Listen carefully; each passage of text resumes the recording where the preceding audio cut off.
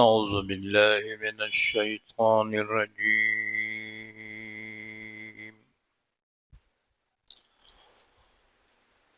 بسم الله الرحمن الرحيم.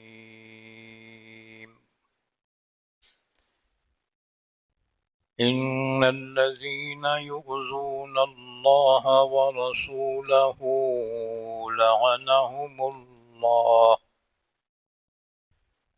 لعنهم الله في الدنيا والآخرة وأعد لهم عذابا مهينا. والذين يؤذون المؤمنين والمؤمنات بغير ما اكتسبوا فقد احتملوا بهتانا وإثما مبينا. يا أيها النبي قل لأزواجك وبناتك ونساء المؤمنين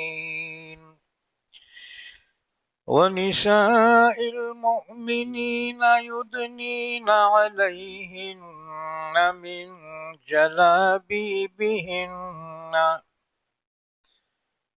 ذلك أدنى أن يعرفن فلا يؤذين،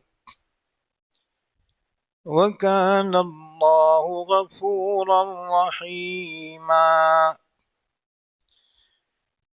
لئن لم ينته المنافقون والذين في قلوبهم مرض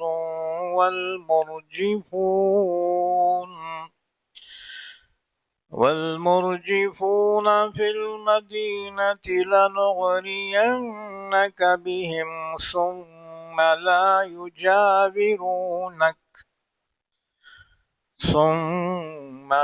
يجاورونك فيها إلا قليلا، ملعونين أينما ثقفوا أخذوا وقتلوا تقتيلا. سنة الله في الذين خلوا من قبل ولن تجد لسنة الله تبديلا. يسألك الناس عن الساعة قل إنما علمها عند الله وما يدريك لعل الساعة تكون قريبا. إن الله لعن الكافرين وأعد لهم سعيرا خالدين فيها أبدا لا يجدون وليا ولا نصيرا. يوم تقلب وجوههم في النار يقولون يا ليتنا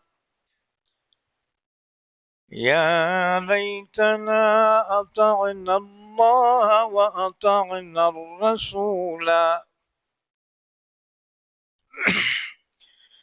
وقالوا ربنا إنا أطعنا سادتنا وكبراءنا فأضلونا السبيلا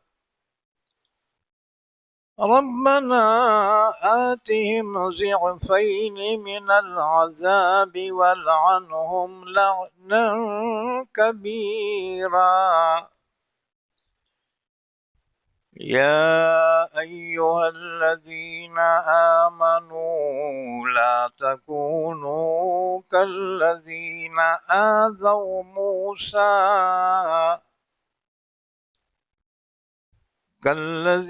آذوا موسى فبرأه الله مما قالوا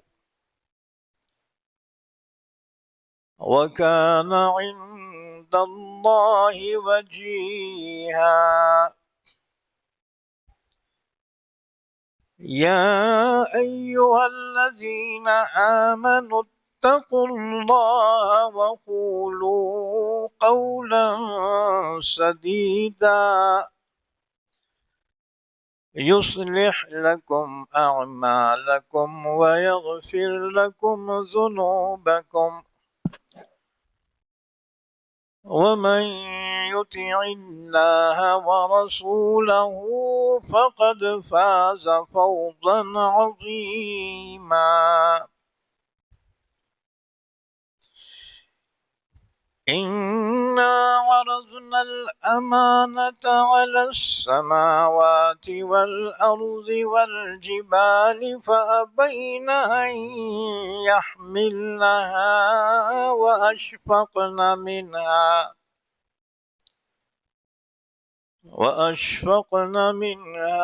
وحملها الإنسان إنه كان ظلوما جهولا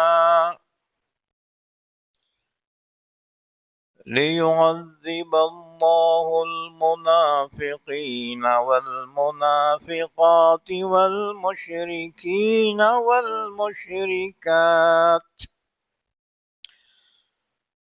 والمشركين والمشركات ويتوب الله على المؤمنين والمؤمنات وكان الله غفورا رحيما.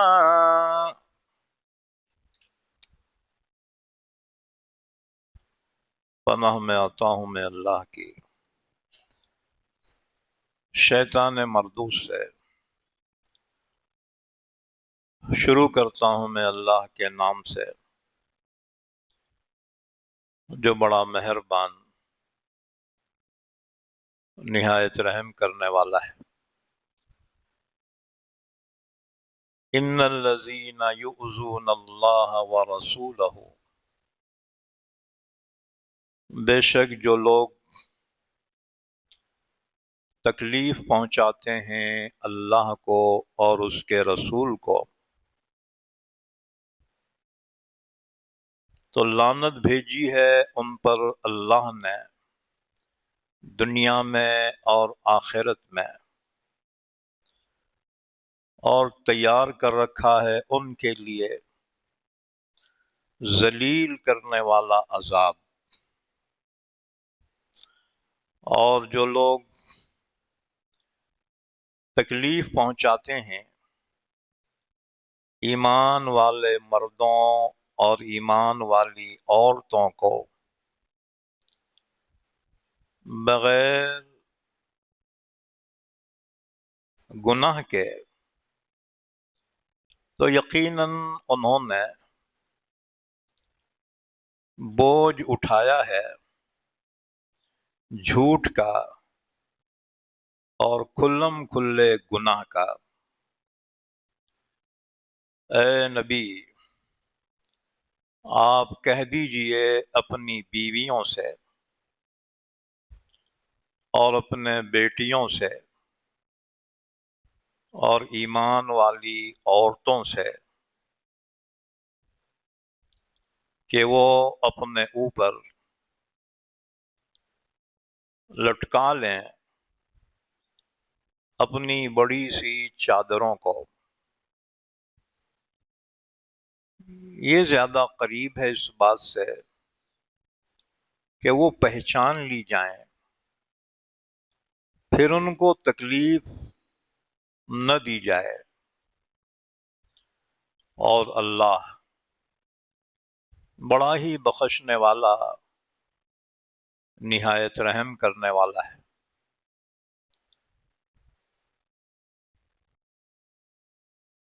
اگر باز نہ آ جائیں منافق لوگ، اور وہ لوگ جن کے دلوں میں بیماری ہے، اور افواہ پھیلانے والے مدینے میں، تو ہم ضرور بالضرور آپ کو اے نبی ان پر مسلط کر دیں گے،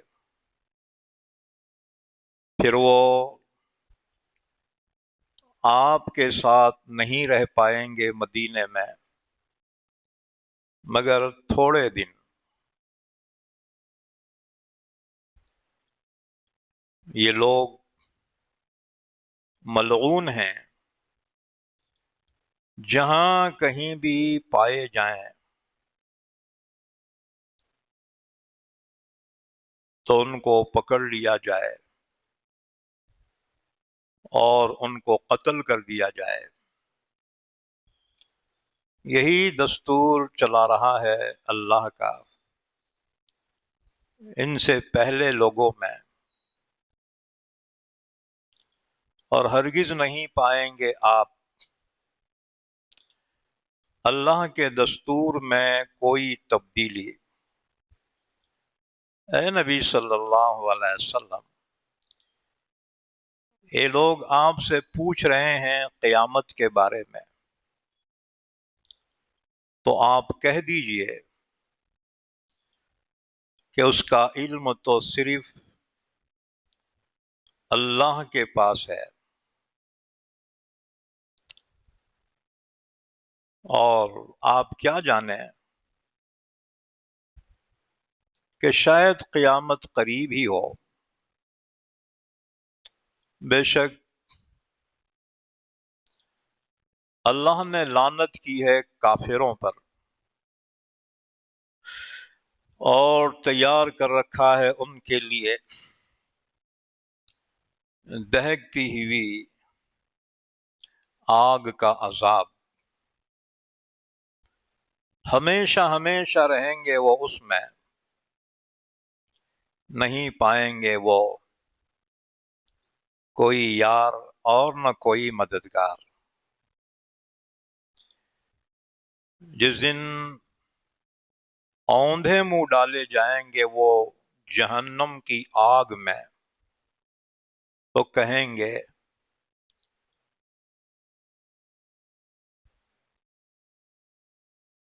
ہائے ہماری کمبختی،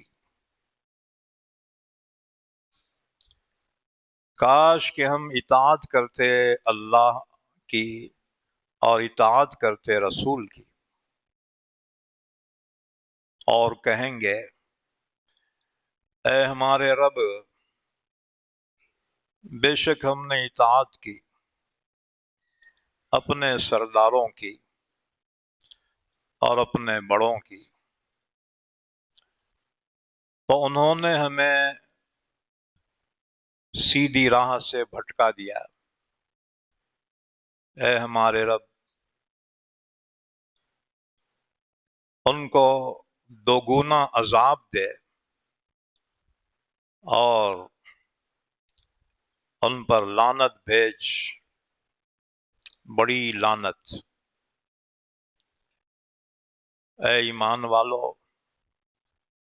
مت ہو جاؤ تم ان لوگوں کی طرح جنہوں نے تکلیف پہنچائی موسیٰ کو،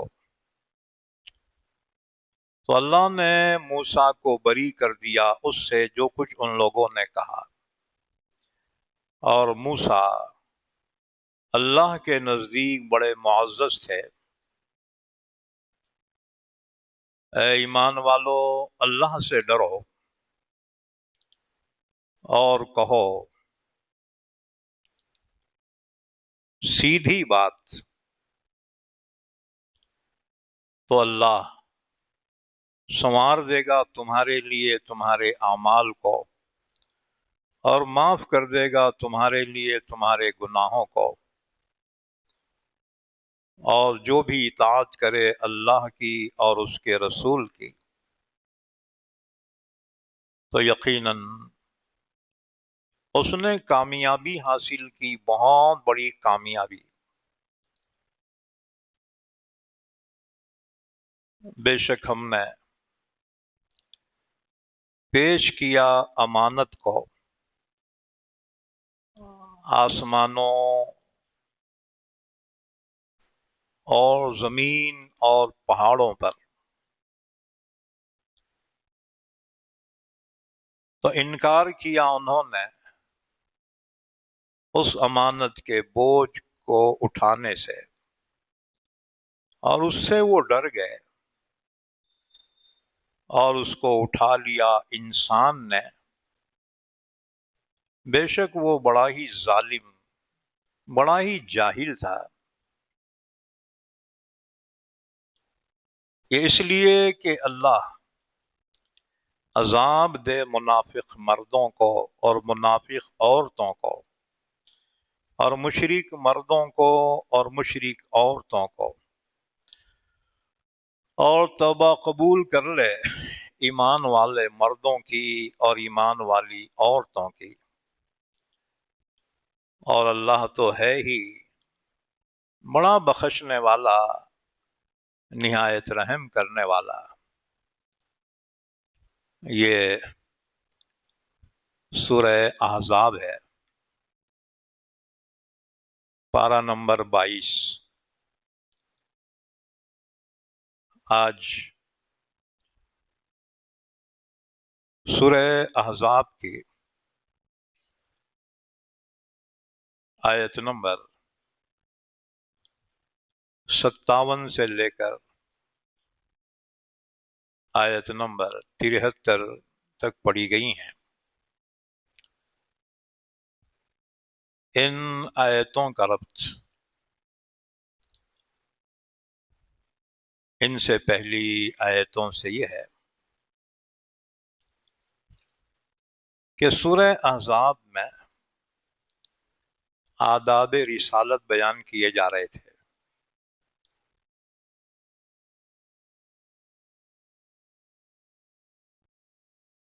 انہی میں سے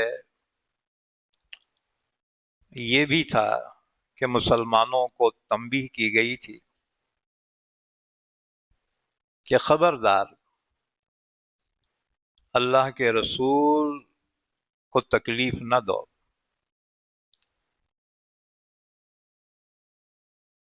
اللہ کے رسول کو تکلیف پہنچانے والے دو طرح کے لوگ تھے۔ ایک تو وہ تھے جو جان بوجھ کر تکلیف پہنچاتے تھے، جیسے کہ عرب کے کافروں نے مدینہ منورہ پر حملہ کیا اور جنگ خندق ہوئی۔ اسی طرح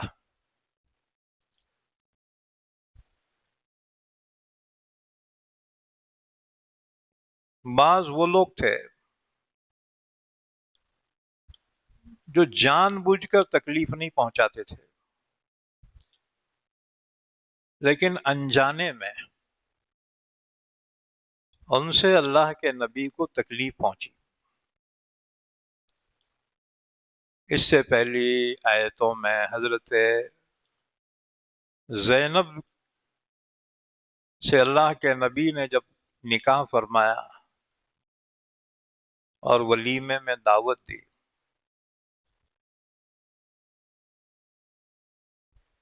تو لوگ کھانا پکنے سے پہلے ہی آ گئے اور کھانے کے پکنے کا انتظار کرتے بیٹھے۔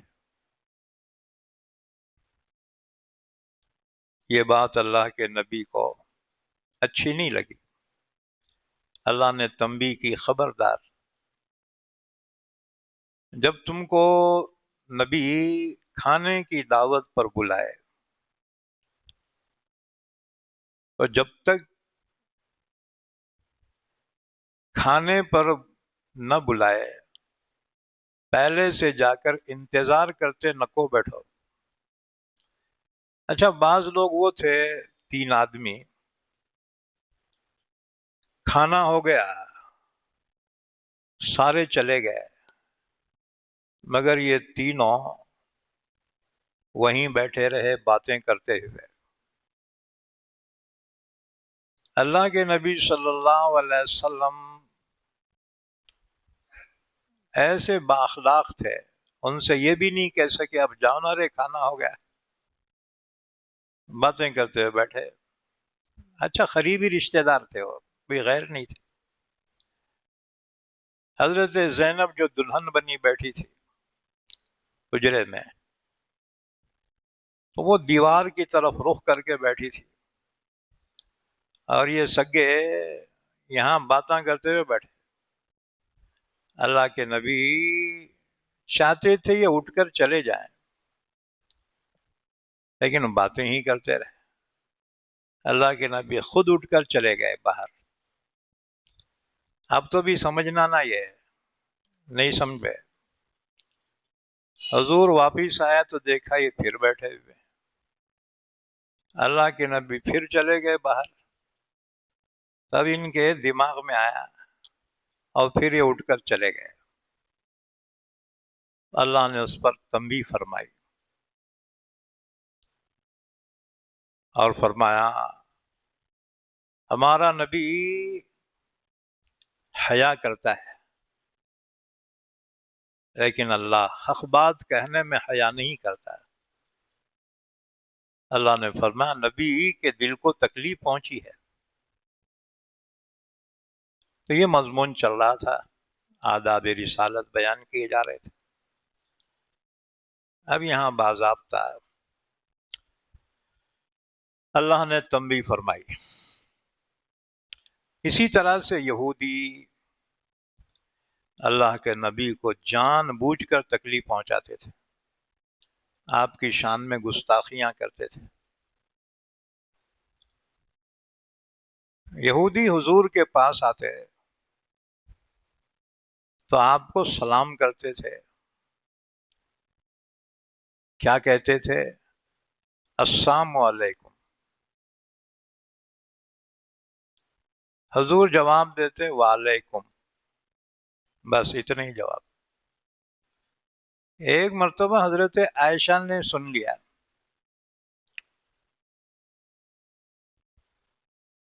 حضرت عائشہ کو اتنا ٹینشن آیا، حضرت عائشہ نے کہا تم مر جاؤ، تمہارا خاندان مر جاؤ، کیونکہ السلام علیکم کے معنی ہے کہ تم ہلاک ہو جاؤ، اور السلام علیکم کے معنی ہیں تم پر سلامتی ہو۔ تو یہودی لام چھوڑ دیتے تھے، السام کے معنی ہلاکت، اور السلام کے معنی سلامتی کے۔ اللہ نے اس پر آیت نازل فرمائی، دیکھا کہ یہ آپ کو کیسا سلام کر رہے، اللہ نے ایسا سلام آپ پر نہیں بھیجا۔ بہرحال اللہ کے نبی کو تکلیف پہنچانے والے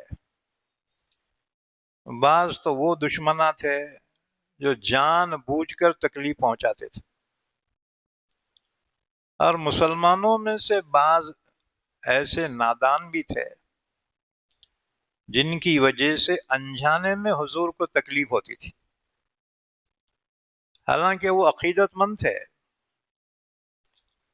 لیکن بعض اوقات جاہل کی عقیدت بھی مہنگی پڑ جاتی۔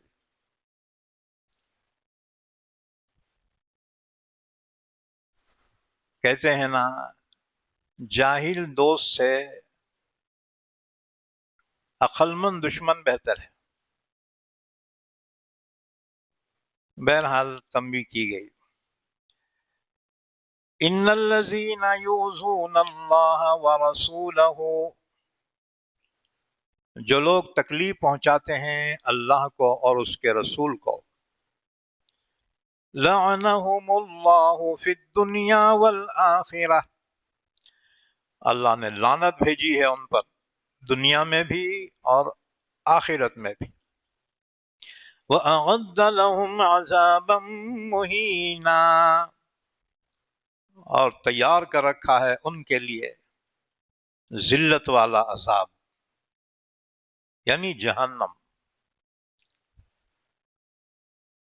اس کے بعد سنو، اللہ کو تکلیف پہنچانے کا کیا مطلب، اور اللہ کے رسول کو تکلیف پہنچانا کیا ہے؟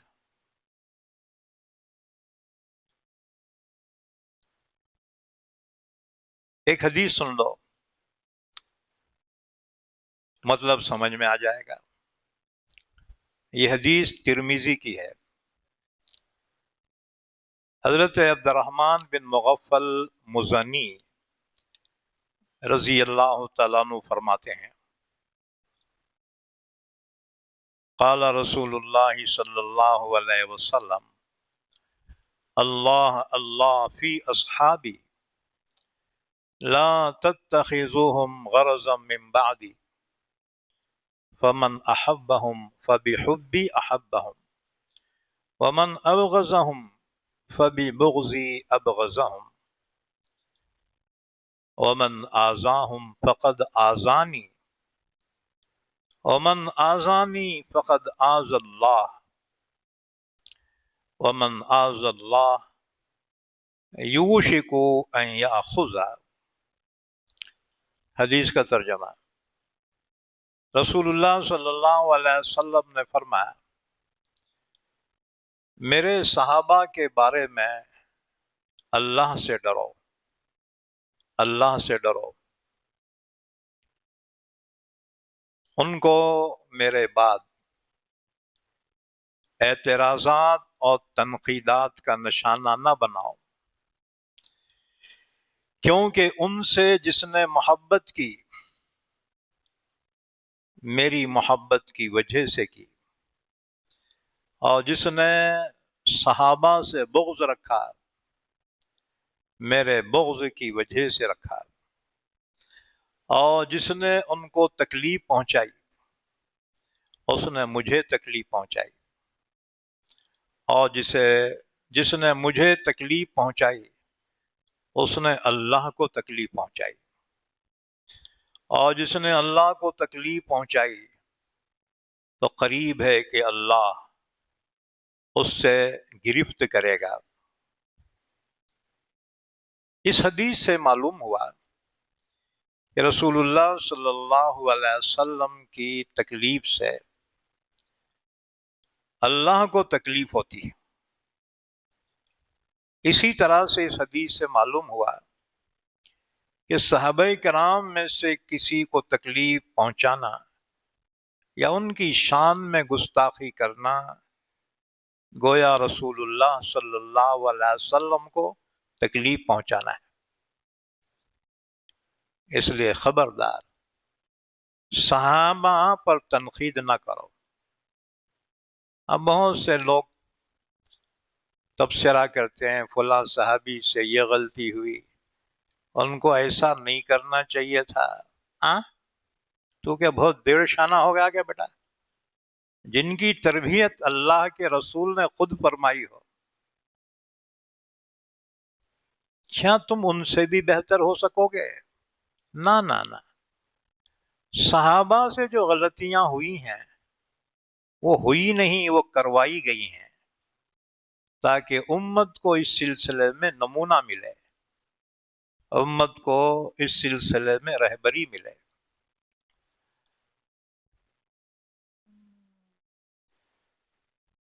اسی طرح سے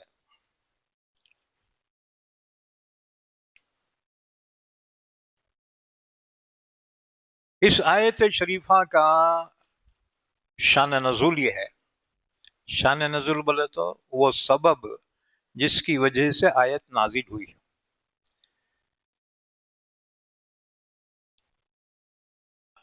حضرت ام المومنین عائشہ صدیقہ رضی اللہ عنہا پر منافقین نے تہمت لگائی۔ ان کا سردار عبداللہ بن ابی بن سلول، اس نے اپنے گھر میں لوگ جمع کیے اور اس افواہ کو مدینے میں پھیلا دیا۔ اللہ کے رسول صلی اللہ علیہ وسلم نے صحابہ سے فرمایا، یہ شخص مجھے تکلیف پہنچاتا ہے۔ اللہ نے آیت شریفہ نازل فرمائی، جو اللہ اور اس کے رسول کو تکلیف پہنچائے ایسوں پر اللہ لعنت بھیجتا ہے دنیا اور آخرت میں، اور ایسوں کے لیے اللہ نے ذلت والا عذاب تیار کر رکھا ہے۔ اسی طرح سے ایک اور روایت، یہ آیت شریفہ ان منافقین کے لیے تنبیہ کے طور پر نازل ہوئی ہے کہ جب اللہ کے رسول نے حضرت صفیہ سے نکاح فرمایا۔ حضرت صفیہ یہودیوں کے سردار کی بیٹی تھی۔ حیی بن اخطب یہودیوں کے قبیلے بنو نذیر کا سردار تھا۔ جنگ خیبر ہوئی یہودیوں سے، اللہ نے اپنے نبی کو فتح مبین عطا فرمائی، بہت سے مارے گئے، بہت سے گرفتار کر لیے گئے۔ ان گرفتار کیے جانے والوں میں حیی بن اخطب کی بیٹی صفیہ بھی تھی، قیدیوں میں تھی۔ اللہ کے نبی صلی اللہ علیہ وسلم نے ان کو آزاد کیا، وہ مسلمان ہوئی اور حضور نے ان سے نکاح فرمایا اور ام المومنین بنی۔ اس پر منافقین نے تنقید کی، اللہ نے آیت شریفہ نازل فرمائی، خبردار جو لوگ اللہ اس کے رسول کو تکلیف پہنچاتے ہیں ایسوں پر اللہ لعنت فرماتا ہے۔ اچھا، لعنت بولے تو کیا؟ لعنت کے معنی ہے اللہ کی رحمت سے دوری۔ اللہ جس پر لعنت فرماتا ہے اپنی رحمت سے اسے محروم کر دیتا ہے۔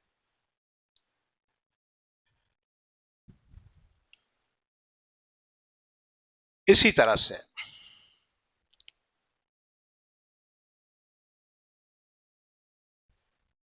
آیت شریفہ کی ایک تفسیر اور، ان الذین یؤذون اللہ ورسولہ لعنہم اللہ فی الدنیا والآخرہ، جو لوگ تکلیف پہنچاتے ہیں اللہ کو اور اس کے رسول کو ایسوں پر اللہ لعنت فرماتا ہے۔ اللہ کو تکلیف پہنچانے کا مطلب کیا ہے؟ اس سلسلے میں ایک تفسیر یہ ہے کہ ان لوگوں سے مراد ہے یہودی، عیسائی اور مشرک۔ یہودی کہتے تھے عزیر اللہ کے بیٹے ہیں، وقالت الیہود عزیر ابن اللہ، یہودی کہتے تھے عزیر علیہ السلام خدا کے بیٹے ہیں۔ نعوذ باللہ، اللہ کی کوئی اولاد نہیں ہے، لم یلد ولم یولد ولم یکن لہ کفوا احد۔ تو ظاہر بات ہے کہ ان ظالموں نے اللہ کے لیے اولاد قرار دی، یہی بات اللہ کے لیے تکلیف دہ۔ اسی طرح سے یہودیوں نے کہا تھا ان اللہ فقیر ونحن اغنیاء، اللہ فقیر ہے اور ہم مالدار ہیں۔ یہ کب کہا تھا؟ جب اللہ کے رسول نے یہودیوں سے کہا کہ اپنے مال میں سے اللہ کی راہ میں خرچ کرو، کہنے لگے کیا اللہ محتاج ہو گیا جو ہم سے مانگ رہا ہے؟ تب انہوں نے کہا ان اللہ فقیر ونحن اغنیاء. تو اللہ نے فرمایا اچھا، اتنی مجال، ہم نے لکھ لیا جو انہوں نے کہا ہے، اس کی سزا تو ضرور ہم دیں گے. اسی طرح سے عیسائیوں کی جانب سے تکلیف کی بات یہ تھی، عیسائیوں نے کہا کہ عیسیٰ ابن مریم اللہ کے بیٹے ہیں اور مریم خدا کی بیوی ہے. تو اللہ نے فرمایا خبردار، اللہ کی نہ کوئی بیوی ہے، نہ کوئی اولاد ہے، اور نہ کوئی اس کا رشتہ دار ہے. اللہ ان تمام رشتے ناتوں سے پاک ہے. وہ اپنی ذات میں بھی اکیلا ہے، اپنی صفات میں بھی اکیلا ہے، اس کا کوئی شریک نہیں، کوئی ساجی نہیں. تو یہ بات اللہ کے لیے تکلیف دہ تھی. اسی طرح عیسائیوں نے کہا ان اللہ ثالث ثلاثہ، کہ خدائی میں 3 پارٹنر ہیں. ایک گاڈ فادر یعنی اللہ، دوسرے یسوع مسیح یعنی عیسیٰ علیہ السلام، تیسرے روح الامین جبرائیل. تو اللہ نے فرمایا جنہوں نے یہ کہا وہ کافر ہیں. لقد کفر الذین قالوا ان اللہ ثالث ثلاثہ، انہوں نے کفر کیا جنہوں نے کہا کہ اللہ 3 میں کا تیسرا ہے، 3 in 1. کہا یہ عقیدہ باطل ہے. الہکم الہ واحد، تمہارا معبود ایک ہی معبود ہے. لا الہ الا هو الرحمن الرحیم، اس کے سوا کوئی معبود نہیں، وہ بڑا مہربان نہایت رحم کرنے والا ہے. اسی طرح سے مشرکین کی جانب سے جو اللہ کو تکلیف پہنچائی گئی کہ مشرکین نے اللہ کے علاوہ اپنے بتوں کو اللہ کا شریک قرار دیا. یہ مکے کے جو مشرک تھے نا، یہ اصل میں مشرک ہی تھے، اللہ کو مانتے تھے لیکن ساتھ ساتھ اپنے بتوں کو شریک قرار دیتے تھے. کہتے اللہ ہے اور ہمارے بت بھی اس کے ساتھ شریک ہیں خدائی میں. اللہ نے فرما ہرگز نہیں، اللہ کا کوئی شریک نہیں.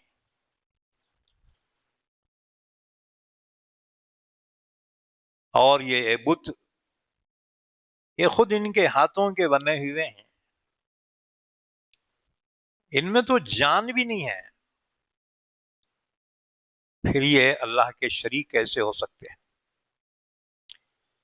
اسی طرح سے مشرکین نے کہا تھا کہ فرشتے خدا کی بیٹیاں ہیں. نعوذ باللہ، اللہ کی نہ کوئی اولاد ہے، نہ کوئی بیوی ہے. لیس لہ صاحبہ، اللہ کی کوئی بیوی نہیں. اچھا جی، جب کافروں نے یہ کہا کہ فرشتے خدا کی بیٹیاں ہیں، تو ابو بکر صدیق نے پوچھا اچھا پھر یہ بھی بتاؤ کہ ان کی مائیں کون ہیں؟ کافروں نے کہا ان کی مائیں ہیں جناتوں کی سرداروں کی شہزادیاں، یعنی پریاں. پریاں جو ہے اصل میں جناتوں ہی کی قسم ہے، یاد رکھو. اب بہت سارے پہلے عورتوں کو پریاں لگتے تھے، بالاں کھل کے جھومتے تھے انہوں. ہاں جی، پھر وہ ڈھول بجائے جاتے تھے، آنگ میں آتا تھا ان کے۔ اچھا یہ محرم میں بھی پہلے آنگ میں آتا تھا، ہاں جی، تازیہ سواریاں۔ اب تو خیر ختم ہو گیا ہوں گا، محرم کا مہینہ شروع ہوا نا، ایک تاریخ ختم ہو گئی، دوسری شروع ہو گئی۔ جس وقت میں ناندیڑ میں تھا پڑھانے کے لیے کربلا میں، اور فتح برج پہ امام تھا، 1981 کی بات ہے، کتنے سال ہوئے، 44 سال پہلے کی بات بڑھو، ناندیڑ میں محرم ایسا زبردست ہوتا تھا، ہاں جی، یہ پورا روڈ جو ہے نا فل ہو جاتا تھا تازیوں سے۔ خیر اب اللہ نے سمجھ دی، عقل دی، اب مسلمان وہ سب چھوڑ دیے، کیونکہ تازیاں سواری جو ہے نا یہ شیعوں کا طریقہ ہے، یاد رکھو، اہل سنت کا نہیں ہے طریقہ۔ اہل سنت بولے تو جو اللہ کے کتاب قرآن پاک پہ عمل کرتے ہیں اور اللہ کے نبی کے طریقے پر عمل کرتے ہیں، ان کو کہتے ہیں اہل سنت والجماعت۔ اب اہل سنت والجماعت جس کی بنیاد قرآن اور اللہ کے نبی کی سنت پر ہے، اب بعد میں ان میں بھی فرقے ہو گئے ہیں، اہل سنت والجماعت میں او جی بریلی آ گئے، دیوبندی ہو گئے، اہل حدیث ہو گئے، ان سب کی بنیاد قرآن اور سنت پہ ہے، یاد رکھو، یہ بنیادی چیز بتا رہا ہوں۔ بعد میں اس میں فرقے ہو گئے الگ الگ۔ اب جو ہے بریلی بولتے ہیں اصل سنی ہم ہیں، اہل سنت والجماعت۔ میں کہتا ہوں معاف کرنا، یہ اہل سنت والجماعت نہیں، اہل سندل والبرات۔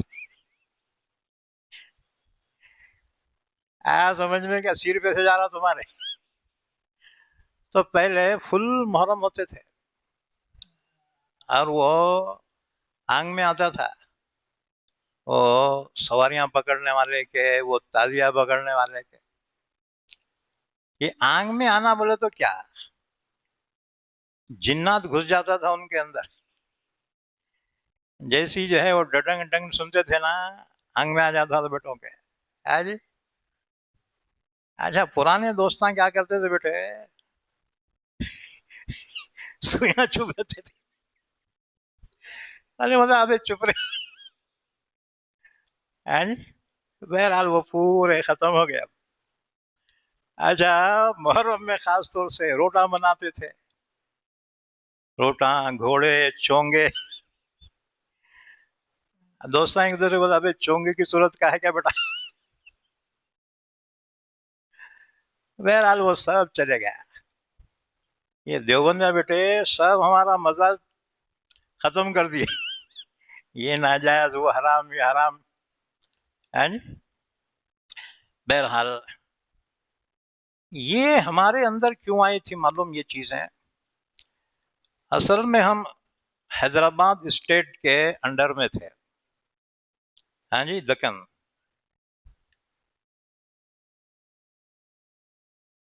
اور حیدرآباد اسٹیٹ کے 7 بادشاہ گزرے ہیں، آخری نظام میں ہفتم 7واں نظام میر عثمان علی خان تھا، لیکن اس کے آبا و اجداد سنی تھے، شیعہ نہیں تھے، لیکن یہ نظام جو تھا نا انہیں بیٹا شیعہ بن گیا تھا، ہاں جی، شیعوں نے اس کو ہر چیز اپنی پیش کی تھی، انہیں شیعہ بن گیا تھا۔ حیدرآباد میں جو نیا پل بولتے ہیں نا، اس کے بازو میں سالار جنگ میوزیم ہے، گئے ہوں گے تم، اس کے بازو میں عزا خانہ زہرہ ہے، اس میں علم بیٹھے والے رہتے ہیں، کہتے ہیں میر عثمان علی خان یوم عاشورہ کو وہاں آتا تھا اور ماتم کرتا تھا، ہاں جی، انہیں شیعہ بن گیا تھا۔ دکن میں بہت سے بادشاہ جو ہوئے ہیں وہ شیعہ تھے، اس لیے بادشاہ مرنے سے پہلے وصیت کرتے تھے کہ مجھے یہاں دفن نہیں کرنا، کربلا میں لے جا کے دفن کرنا۔ تو تاریخ میں لکھا ہے کہ بہت سے دکن کے بادشاہوں کو مرنے کے بعد ان کی نعشوں کو کربلا میں لے جا کر دفن کیا گیا۔ تو ان بادشاہوں نے عاشور خانے بنائے، علم تعزیہ انہوں نے جاری کیا، اور اس کے لیے جاگیریں مقرر کی، زمینات وغیرہ۔ اب جو انعامدار جاگیردار ہوتے تھے اس کے، ان کو تو یہ سواریاں بٹھانا پڑتا تھا، نہیں تو جاگیر چھن جاتی تھی ان کی۔ ہیں جی؟ اچھا، ہمارے آبا و اجداد جو تھے وہ پڑھے لکھے نہیں تھے۔ علم کا چرچا تو اب ہوا ایک 50 سال میں، پہلے علم کا اتنا چرچا نہیں تھا۔ پورے ضلع میں ایک یا دو عالم ہوتے تھے، دیہات میں تو عالم بھی نہیں ہوتے تھے، علم کا چرچا نہیں تھا، اس لیے لوگ ان سے اتنا متاثر ہوئے کہ اسی کو انہوں نے دین اور اسلام سمجھا۔ لیکن جیسے جیسے جہالت دور ہوتی گئی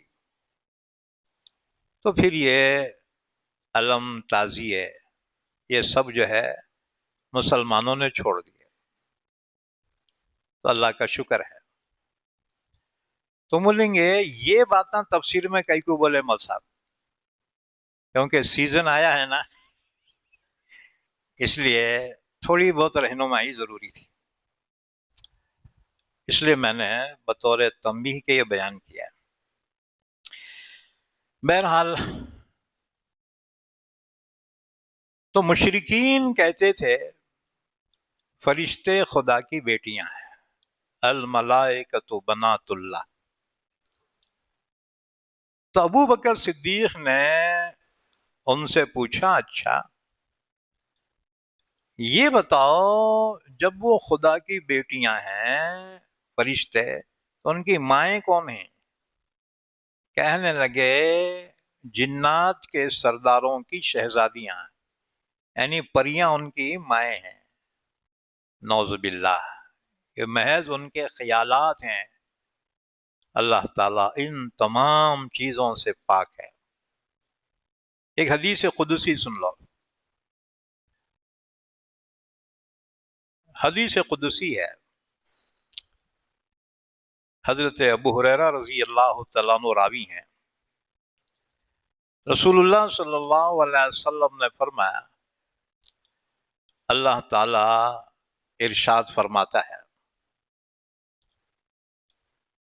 کہ آدم کے اولاد نے میری تکذیب کی، حالانکہ اس کو ایسا نہ کرنا چاہیے تھا، اور آدم کے اولاد نے مجھے گالی دی، حالانکہ یہ اس کے لیے جائز نہ تھا۔ میری تکذیب تو یہ ہوئی کہ وہ کہتے ہیں کہ جس طرح اللہ نے پہلی مرتبہ پیدا کیا اس طرح دوبارہ پیدا نہیں کرے گا، حالانکہ پہلی مرتبہ پیدا کرنا دوسری مرتبہ پیدا کرنے سے آسان نہیں ہے۔ اور یہ آدم کی اولاد مجھے گالی دیتا ہے، کہتا ہے کہ اللہ نے اولاد بنا رکھی ہے، حالانکہ میں احد ہوں، بے نیاز ہوں، نہ کسی کا والد ہوں نہ کسی کا مولود ہوں، اور میرا کوئی کفو نہیں، لم یلد ولم یولد ولم یکن لہ کفوا احد۔ اسی طرح سے اور ایک حدیث، بخاری شریف کی حدیث ہے، عبداللہ ابن عباس رضی اللہ تعالیٰ عنہ کی روایت ہے، اس میں یہ الفاظ ہیں کہ مجھے گالی دینا یہ ہے کہ وہ کہتا ہے کہ میری اولاد ہے حالانکہ میں اس سے پاک ہوں، کہ کسی کو اپنی بیوی یا اولاد بنا، میں اس سے پاک ہوں۔ اور ایک حدیث بخاری اور مسلم کی حدیث ہے، حضرت ابو ہریرہ رضی اللہ تعالیٰ عنہ فرماتے ہیں رسول اللہ صلی اللہ علیہ وسلم نے فرمایا، اللہ تعالیٰ فرماتا ہے کہ آدم کا بیٹا زمانے کو گالی دیتا ہے اور مجھے تکلیف پہنچاتا ہے، حالانکہ میں ہی زمانہ ہوں، میرے ہی ہاتھوں میں حکم دینا ہے، میں ہی رات اور دن کو الٹ پلٹ کرتا ہوں۔ اسی طرح سے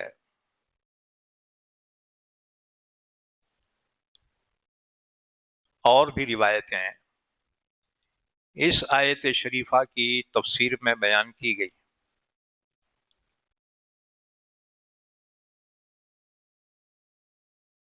تو فرمایا ان الذین یؤذون اللہ ورسولہ، جو لوگ تکلیف پہنچاتے ہیں اللہ کو اور اس کے رسول کو، لعنہم اللہ، اللہ ایسوں پہ لعنت بھیجتا ہے، فی الدنیا والآخرہ، دنیا میں بھی اور آخرت میں بھی ان پہ لعنت ہے۔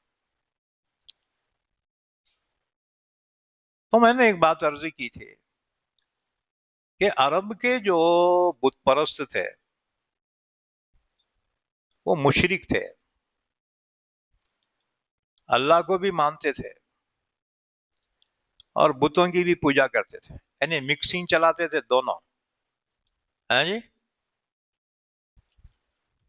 با مسلمان اللہ اللہ، با برحمن رام رام، دونوں چلاتے تھے بیٹے، اللہ کو بھی مانتے تھے اور بتوں کی بھی پوجا کرتے تھے۔ اچھا، حج بھی کرتے تھے، عمرہ بھی کرتے تھے، کعبے کا طواف بھی کرتے تھے اور بتوں کی پوجا بھی کرتے تھے، اور تلبیہ بھی پڑھتے تھے۔ حاجی جو تلبیہ پڑھتے ہیں نا، لبیک اللہم لبیک لبیک لا شریک لک لبیک ان الحمد والنعمت لک والملک لا شریک لک، یہاں تک ہے نا تلبیہ، لا شریک لک، اللہ تیرا کوئی شریک نہیں۔ لیکن یہ عرب کے مشرکین اس کے آگے پڑھتے تھے، اور لا شریک لک الا شریکا ہوا لک تملکہ وما ملک، آگے پڑھتے تھے اللہ تیرا شریک نہیں ہے، لیکن جس کو تو نے شریک بنایا وہ تیرے شریک ہیں، اور ان کو بھی تو ہی پیدا کیا، ان کا مالک بھی تو ہی۔ اللہ کے رسول جب ان مشرکین کو تلبیہ پڑھتے ہوئے سنتے تھے تو لا شریک کا لک کے بعد حضور فرماتے بس بس آگے نہ کو، تو آگے بڑھا دیتے تھے کہ اللہ تیرا کوئی شریک نہیں ہے، الا شریکن ہوا لک، لیکن جسے تو نے شریک بنایا وہی تیرا شریک ہے، تملکہ وما ملک، تو اس کا مالک تو ہی ہے اور اس کی ہر چیز کا مالک بھی تو ہے۔ تو یہ تھے مشرک۔ اچھا، پھر ان کو کافر کیوں بولتے ہیں؟ بھئی کافر کے معنی آتے ہیں انکار کرنے والا۔ حقیقت میں کافر وہ ہے جو خدا کا انکار کرتے، جسے کہتے ہیں دہریہ، کیمنسٹ۔ کیمنسٹ جو ہے نا خدا کو نہیں مانتے، وہ کہتے ہیں دنیا یوں ہی بنی یوں ہی چلے گی، ہاں جی، خدا کا انکار کرنے والے کو کافر کہتے ہیں۔ جبکہ یہ عرب کے بت پرست خدا کا انکار نہیں کرتے تھے۔ ان سے پوچھا جاتا یہ بتوں کی پوجا کیوں کرتے تم؟ تو وہ کہتے ما نعبدہم الا لیقربونا الی اللہ زلفا، کہتے ہم بتوں کی پوجا اس لیے کرتے ہیں، یہ بت اللہ کے درباری ہیں، ان کو خوش کرے تو انہوں اللہ کے پاس ہماری سفارش کریں گے، اس لیے ان کو خوش کرتے ہیں۔ یعنی چپراسیاں کو خوش کرو تو آفیسر تک انہیں کیسا بھی پہنچاتا ہے۔ اللہ نے فرما خبردار، اللہ کے لیے کوئی چپراسی نہیں ہے، اللہ کا کوئی شریک نہیں۔ اللہ نے فرما ڈائریکٹ وقال ربکم ادعونی استجب لکم، تمہارے رب نے فرمایا بندو مجھ سے دعا کرو، مجھ سے مانگو، میں خود تمہاری دعا کو قبول کروں گا۔ وقال ربکم ادعونی استجب لکم، اچھا پھر ان کو کافر کیوں کہتے ہیں؟ اس لیے کہ انہوں نے اللہ کے رسول کی رسالت کا انکار کر دیا۔ اور یاد رکھو ایک بات، جیسے اللہ کا انکار کرنا کفر ہے، ایسے رسول اللہ کا انکار کرنا بھی کفر ہے۔ بات سمجھ میں آ رہی نہیں آ رہی تمہارے؟ ہے جی؟ یاد رکھو ایمان کے 3 اصول ہیں، اللہ پہ ایمان، اللہ کے رسول پہ ایمان، اور آخرت کے دن پر ایمان۔ ان میں سے ایک کا بھی کوئی انکار کر دے وہ کافر ہو جاتا ہے۔ تو مشرکین عرب اللہ کا انکار نہیں کرتے تھے، اللہ کو مانتے تھے، لیکن اپنے بتوں کو بھی شریک قرار دیتے تھے، لیکن اللہ کے رسول کا انکار کرتے تھے، اس لیے ان کو کافر کہا جاتا ہے۔ اب اس سے ایک بات اور سمجھ میں آئی، دنیا کے جتنے مذاہب کے ماننے والے ہیں وہ تمام اللہ کو مانتے ہیں، لینگویج کا فرق ہے، ہاں جی؟ ہم اللہ کہیں گے، فارسی لوگ اس کو خدا کہیں گے، ہندو اسے ایشور کہیں گے،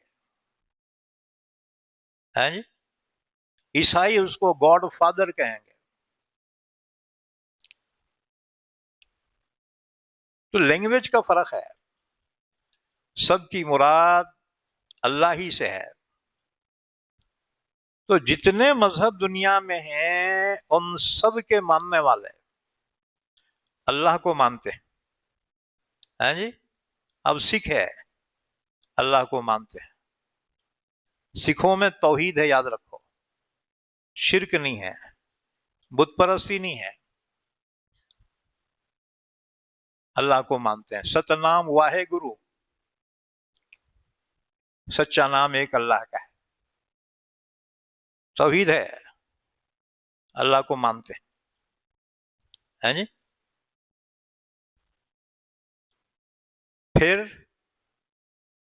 پھر کافروں کے فہرست میں کیوں آ گئے؟ اس وجہ سے کہ انہوں نے اللہ کے رسول کا انکار کیا ہے۔ ای بات سمجھ میں ہے جی؟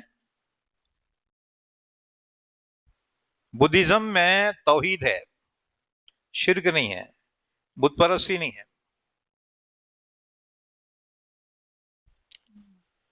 بدھ مت کی تعلیم توحید کی ہے، لیکن تعجب کی بات یہ ہے کہ اس کے ماننے والوں نے بدھ ہی کی پوجا شروع کر دی۔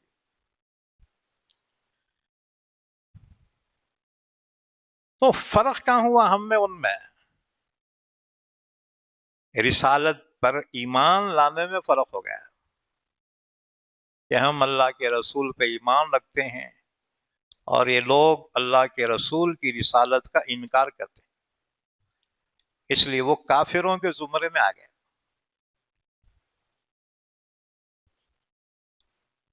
تو اللہ پر ایمان، اللہ کے رسول پہ ایمان اور آخرت پر ایمان، یہ ایمان کے 3 بنیادی اصول ہیں، ان میں سے ایک کا بھی انکار کر دے وہ کافر ہو جاتا ہے۔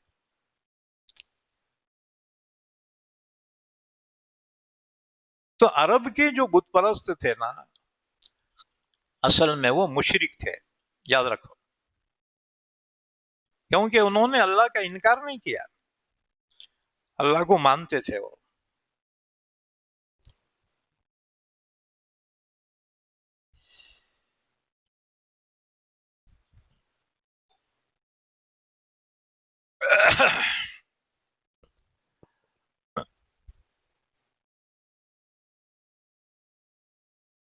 تو فرمایا ان الذین یؤذون اللہ ورسولہ، جو لوگ تکلیف پہنچاتے ہیں اللہ کو اور اس کے رسول کو، لعنہم اللہ، اللہ نے ایسوں پر لعنت بھیجی، فی الدنیا والآخرہ، دنیا میں بھی اور آخرت میں بھی، وَأَعَدَّ لَهُمْ عَذَابًا مُهِينًا، اللہ نے تیار کر رکھا ہے ان کے لیے ذلت والا عذاب، یعنی جہنم کا عذاب۔ اس سے ایک بات اور معلوم ہوئی کہ جہنم کا عذاب کافروں اور مشرکوں کے لیے ہے، ان کو ذلیل کرنے کے واسطے۔ اب رہ گئے گنہگار مسلمان، یہ بھی تو جائیں گے جہنم میں، تو گنہگار مسلمانوں کے لیے جہنم کا عذاب ان کے گناہوں کو پاک کرنے کے لیے ہوگا، ذلیل کرنے کے لیے نہیں۔ جیسے گناہوں سے پاک ہو جائیں گے تو جہنم سے وہ نکالے جائیں گے اور جنت میں داخل کیے جائیں گے۔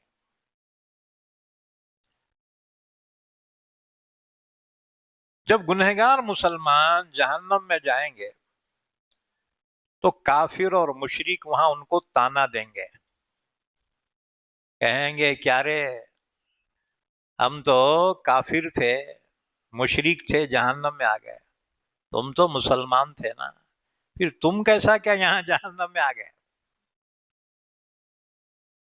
اب روز جو ہے ان کو ٹوچ کے باتیں کریں گے،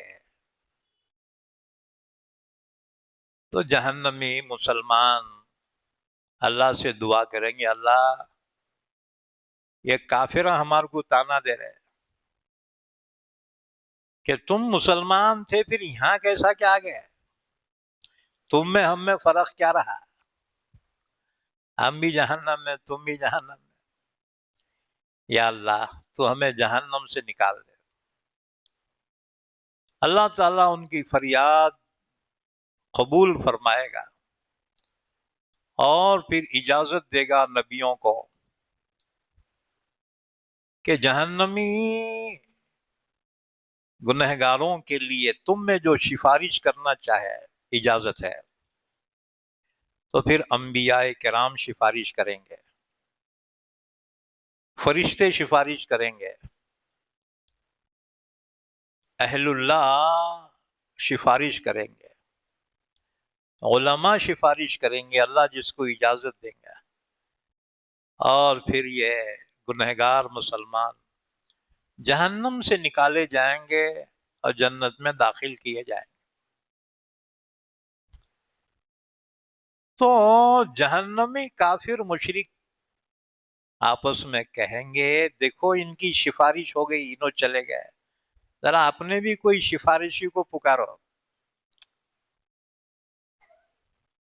آپ اپنے بتوں کو پکاریں گے، کوئی ان کی فریاد نہیں سنے گا، کیونکہ وہ بت خود جہنم میں جل رہے ہوں گے۔ تو اس وقت کافر تمنا کریں گے اے کاش کہ ہم بھی مسلمان ہوتے۔ اسی کو اللہ نے قرآن میں فرمایا، ربما یود الذین کفروا لو کانوا مسلمین، پارہ نمبر 14، ربما یود الذین کفروا لو کانوا مسلمین، بار بار تمنا کریں گے کافر، کاش کہ وہ بھی مسلمان ہوتے۔ اس لیے مسلمانوں اللہ کا شکر ادا کرو، اللہ نے ہمیں مسلمان بنایا ہے۔ ایک نہ دن یہ ایمان جہنم سے نکال کر جنت میں داخل فرمائے گا۔ اچھا، جب سفارش کی وجہ سے نکالے جائیں گے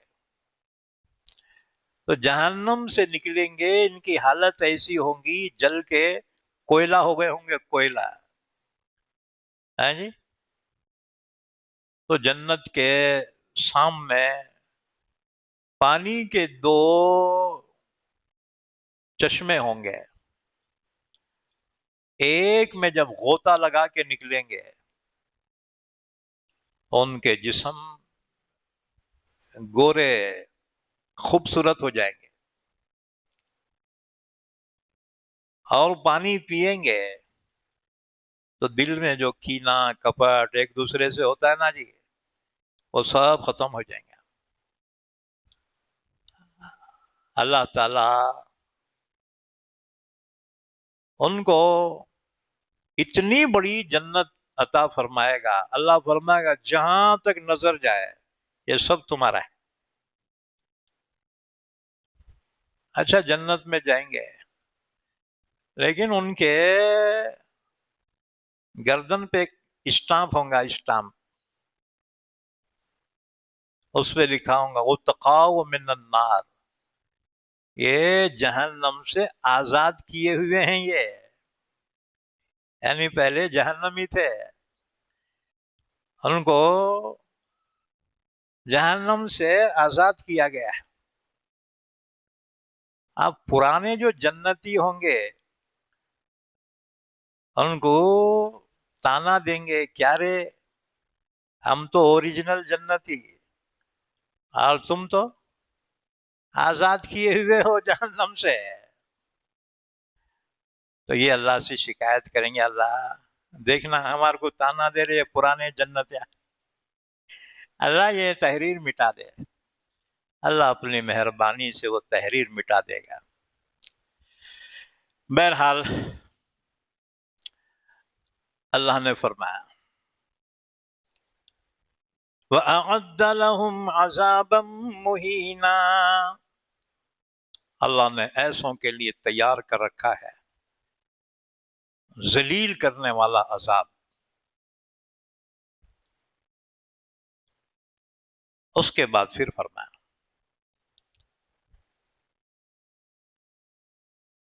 وَالَّذِينَ يُؤْذُونَ الْمُؤْمِنِينَ وَالْمُؤْمِنَاتِ بِغَيْرِ مَا اكْتَسَبُوا فَقَدِ احْتَمَلُوا بُهْتَانًا وَإِثْمًا مُبِينًا، اور جو لوگ تکلیف پہنچاتے ہیں ایمان والے مردوں کو اور ایمان والی عورتوں کو بغیر کسی قصور کے، بغیر کسی گناہ کے، تو یقیناً وہ بہت بڑا بوجھ اپنے اوپر اٹھائے ہوئے ہیں، جھوٹ کا اور کھلے گناہ کا، یہ لے کر میدان حشر میں آئیں گے اور اللہ اس کی سزا ان کو ضرور دے گا۔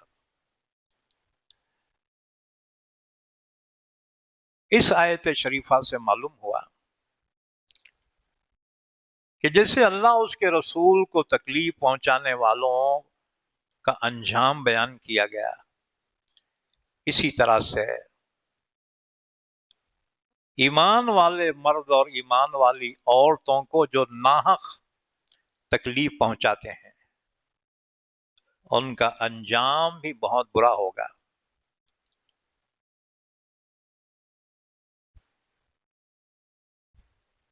یہ آیت شریفہ کا شان نزول سن لو۔ شروع میں لوگوں کے گھروں میں بیت الخلا نہیں ہوتے تھے، بلکہ لوگ صبح منہ اندھیرے گاؤں سے بہت دور ضرورت کے لیے جاتے تھے،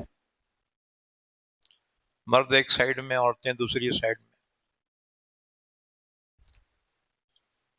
تو جو منافقین ہوتے تھے نا، منافقین، منافق کسے بولتے؟ جس کے دل میں کفر ہے اور زبان سے کلمہ بھی پڑھتا، نمازاں بھی پڑھتا، اپنے آپ کو مسلمان کہلاتا ہے، لیکن دل میں کفر ہے اس کے. ایسے منافقین ان عورتوں کو چھیڑتے تھے.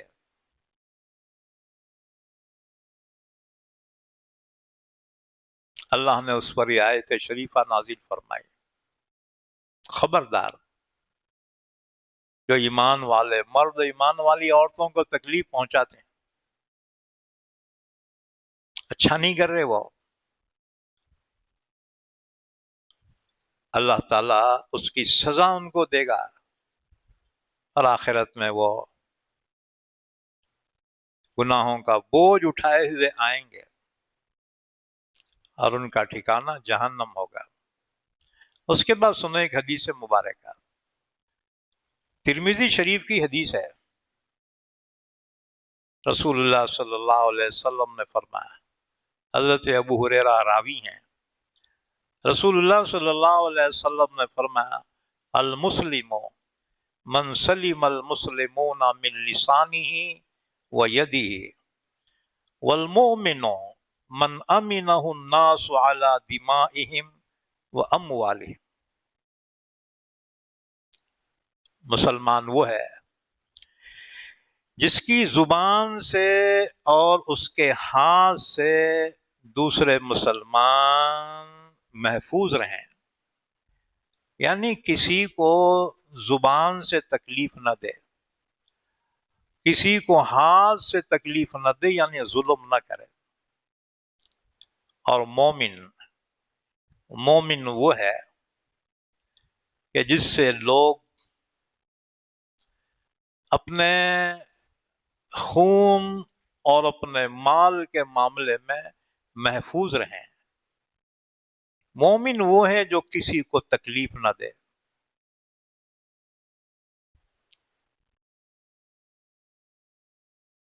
تو یاد رکھو، تم بولیں گے دوسرا تکلیف دیا تو ہے جی، اللہ نے اجازت دی، جتنی تم کو تکلیف دی گئی ہے انتقام لے سکتے ہو، لیکن اگر معاف کر دو یہ زیادہ بہتر. اچھا، خود اگر تم انتقام لو گے تو اللہ کی مدد نہیں ہوگی، اور اگر تم صبر کرو گے نا تو اللہ کی مدد تمہارے ساتھ ہوگی. ایک مرتبہ دو صحابی آپس میں کرکریاں ہو رہے تھے، ان کے تکرار، ان میں سے کچھ زیادہ بول رہا تھا. اللہ کے نبی وہاں رک گئے. ان میں سے دوسرے صحابی ابو بکر تھے، تو سامنے والا کچھ زیادہ باتیں سنا رہا، انہوں خاموش کھڑے ہوئے. اب آدمی کب تک برداشت کرتا جی؟ انہوں نے بھی پلٹ کے جواب دیا. اللہ کے نبی ناراض ہو گئے اور جانے لگے. دوڑ کر پہنچے، یا رسول اللہ کیا بات ہے؟ اتنی دیر سے آپ کھڑے، انہیں میرے کو باتیں سنا رہا، میں کچھ نہیں بولا، اور جب میں ایک جواب دیا تو آپ ناراض ہو کے چلے جا رہے، کیا بات ہے؟ حضور نے فرمایا، جب تک تم صبر کر رہے تھے وہ بول رہا تھا تو اللہ کا ایک فرشتہ تمہاری جانب اس کو جواب دے رہا تھا، لیکن جب خود تم نے جواب دینا شروع کر دیا، فرشتہ ہٹ گیا، تو میں تم دیکھ لو کیا کرنا ہے. اس لیے صبر اللہ کی بہت بڑی نعمت ہے. ہاں جی، اور جو صبر کرنے والے ہیں تو اللہ ان کے ساتھ ہے. ان اللہ مع الصابرین. اس لیے ایمان والو صبر کرو. ہاں جی، اگر تم خود ہو کے جواب دو گے اللہ کی مدد سے محروم ہو جاؤ گے. صبر کرو. اچھا گھر کے جتنے کرکریا ہے نا یہ صبر نہیں کرنے کی وجہ سے. ہاں جی مسلمانوں سے سب ہوتا ہے صبر نہیں ہوتا. معمولی بات پہ اچھل جاتے ہیں. نہ صبر کرنا یہ بہت بڑی دولت ہے.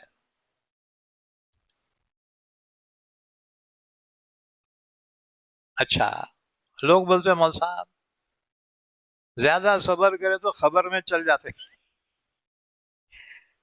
ہاں جی نہ اللہ تعالیٰ نے فرمایا ان اللہ مع الصابرین. اللہ کی مدد ہے صبر کرنے والوں کے ساتھ. صبر کرو. انسان کی سب سے بڑی خوبی ہے برداشت کرنا. اب جی لڑائیاں کرنا تو سب کو آتا ہے لیکن برداشت کرنا یہ سب سے بڑی طاقت ہے. اچھا تو فرمایا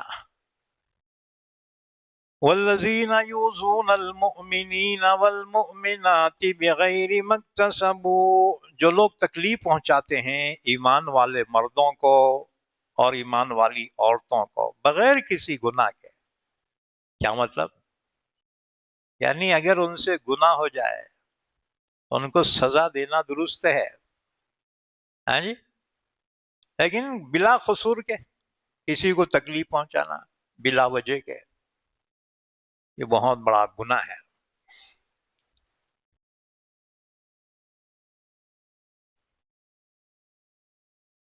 فقد احتملوا بہتانا واثما مبینا. جو تکلیف پہنچائے گا اس نے بوجھ اٹھایا جھوٹ کا اور کھلم کھلا گناہ کا. اللہ اس کی سزا دیں گا. اس کے بعد پھر فرمایا یا ایہا النبی اے نبی قل لازواجک وبناتک ونساء المؤمنین.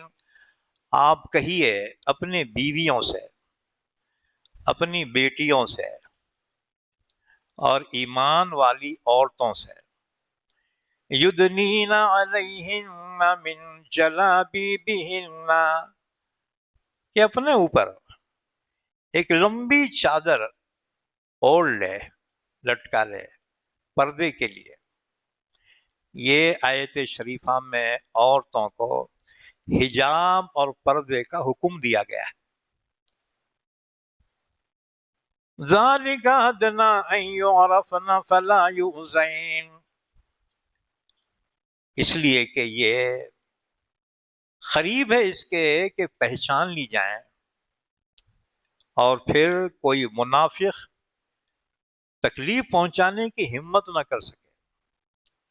کیونکہ اس زمانے میں جو باندیاں تھیں نا وہ حجاب نہیں کرتی تھی. کام کاج کرتی تھی نا جی. بازار میں جانا ترکاری لانا گوشت لانا دوسرے کام کرنا یہ سب باندیاں کرتی تھی اس زمانے میں. زر خرید باندیاں. اور جو معزز خواتین تھی آزاد جو باندیاں نہ ہوں اسے کہتے ہیں آزاد. یاد رکھو. اور ہمارے یہاں عورتیں آزاد کس کو بولتے ہیں؟ بدماش کو. اماں انہیں بہت آزاد ہے جی. وہ مراد نہیں ہے. آزاد بولے تو جو غلام نہ ہو باندی نہ ہو یعنی معزز خواتین. تو معزز خواتین کو اللہ نے حکم دیا کہ پردہ اور نقاب کر لیا کرو کہ منافقین پہچان لے کہ نکورے بھئی یہ شریف زادیاں ہیں. اگر ان کو چھیڑے رہے تو پیڑ بھر کے جوتے کھاتے. معزز لوگوں کے گھر کی عورتیں ہیں یہ. تو پہچانی کیسی جائیں؟ اللہ نے فرمایا فل پردہ کر لیا کرو تاکہ دیکھنے والے سمجھ جائیں کہ یہ معزز گھرانے کی شریف عورتیں ہیں یہ. ذالک ادنا ان یعرفنا، یہ زیادہ قریب ہے کہ پہچان لی جائیں. فلا یؤذین، پھر ان کو تکلیف نہیں دی جائے گی. وکان اللہ غفورا رحیما، اور اللہ تعالی بڑا ہی معاف کرنے والا، نہایت رحم کرنے والا ہے. اس کے بعد سنا آیت شریفہ کا شان نزول. بخاری شریف کی حدیث ہے. ہم حدیث اس لیے بیان کر رہے ہیں تاکہ اہل علم جا کر وہ حدیثاں دیکھ لے. یہ بڑے میاں صحیح بول رہے کیا مس گائڈ کر رہے ہیں جی؟ قرآن کی سب سے بہترین تفسیر وہ ہے جو حدیث کے ذریعے سے ہو. ہاں جی، اس کے بعد جو صحابہ کے ذریعے سے ہو، کیونکہ صحابہ نے بھی اللہ کے نبی سے قرآن سمجھا ہے اور امت کو سمجھایا ہے. تو بخاری شریف کی حدیث ہے. حضرت عائشہ رضی اللہ تعالیٰ عنہ فرماتی ہیں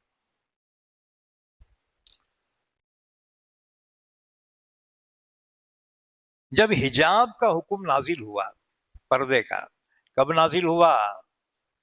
حضرت زینب کے ولیمے میں. ہم نے بیان کیا تھا اس سے پہلے، سن 5 ہجری میں پردے کا حکم نازل ہوا. اس سے پہلے اجازت تھی چہرہ کھلا رکھنے کی عورتوں کو. اس کے بعد پھر پردے کا حکم آیا.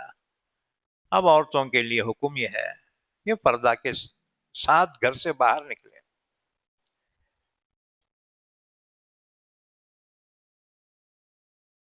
تو جب حجاب کا حکم نازل ہوا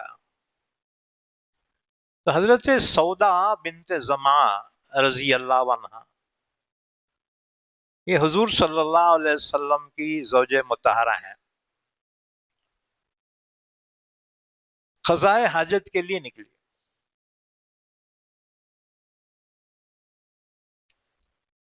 حضرت عمر رضی اللہ تعالیٰ عنہ کی خواہش تھی کہ اللہ کے نبی کم سے کم اپنے بیویوں کو تو پردہ کرائیں،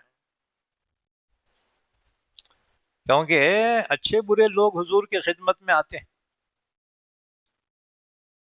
تو حضرت عمر کی خواہش یہ تھی اللہ کے نبی کم سے کم اپنے بیویوں کو تو پردہ کرائیں. کہ اس وقت کی بات ہے جب ابھی پردے کا حکم نہیں آیا تھا. حضور کی بیویاں جواب دیتی عمر رندے ابھی حکم ہی نہیں آیا، تم کہاں حکم دینے والے، کون ہوتے تم؟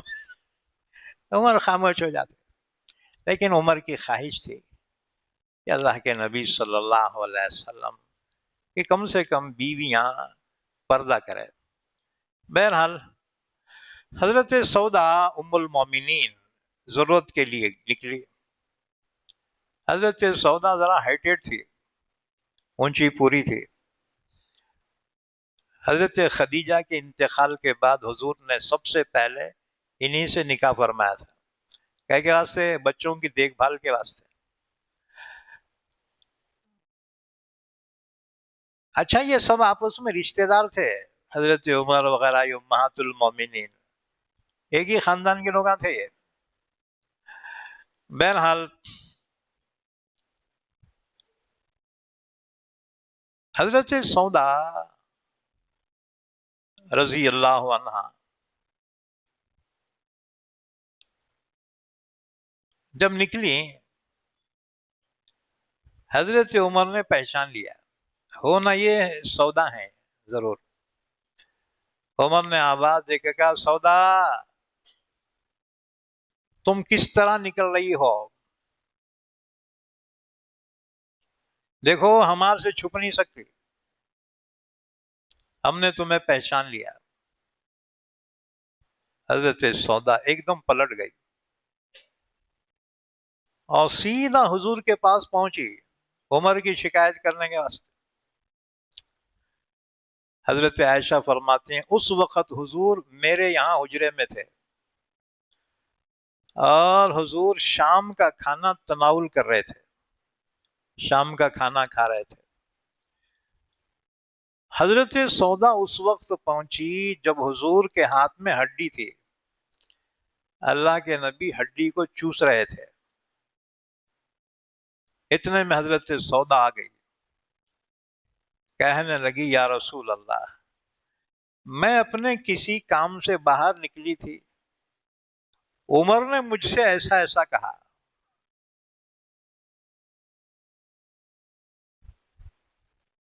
حضرت عائشہ فرماتی ہیں حضور کے ہاتھ میں جو ہڈی تھی نا، چوس رہے تھے. یہ بات سنتی حضور رک گئے اور ہڈی نیچے رکھی.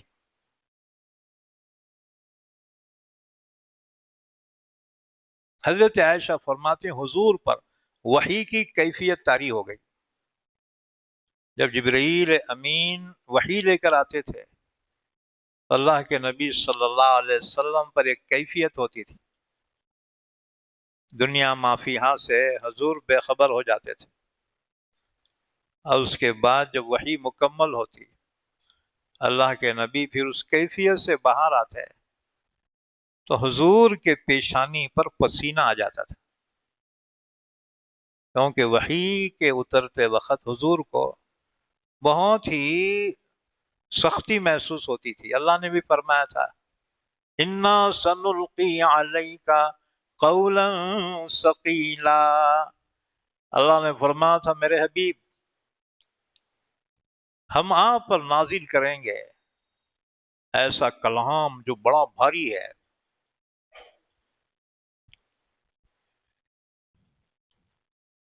جب وحی کی کیفیت ختم ہو گئی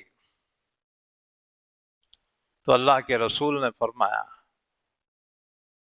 اللہ نے تمہیں گھر سے باہر نکلنے کی اجازت دی، تم جا سکتی ہو. عمر کا منشا یہ تھا کہ عورتیں گھر سے باہر نکلنا نہیں، لیکن اللہ نے پھر اجازت دی کہ ضرورت کے لیے عورتیں گھر سے باہر جا سکتی ہیں. اب دواخانے کو جانے کا رہا تو نکلنا پڑتا نہ جی. ہاں جی، اسی طرح شادی بیاہ ہے اپنے قریبی عزیزوں کا، جانا پڑتا. اسی طرح سے سفر کرنا ضروری ہوا تو جانا پڑتا ہے. تو اللہ تعالیٰ نے اجازت دی کہ گھر سے باہر ضرورت کے لیے عورتیں جا سکتی ہیں، لیکن ایک کنڈیشن رکھی کہ ذرا اپنے آپ کو پردے میں نقاب میں چھپا کر باہر نکلے، اپنی زینت کسی غیر کے سامنے ظاہر نہ کرے.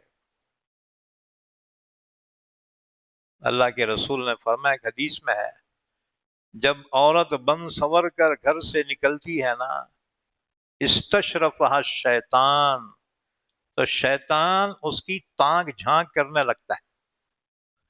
اچھا وہ شیطان نہ کرے تو یہ دنیا کے شیطانات تو دیکھتے ہاں جی. تو اس لیے اللہ نے حکم دیا حجاب اور پردے کا. اور وہ پردہ کیا؟ یدنین علیہن من جلابیبہن، اپنے اوپر ایک بڑی چادر ڈال لے. پہلے زمانے میں برقعے نہیں ہوتے تھے، اب نکلے نخلے کے برقعے. ہاں جی.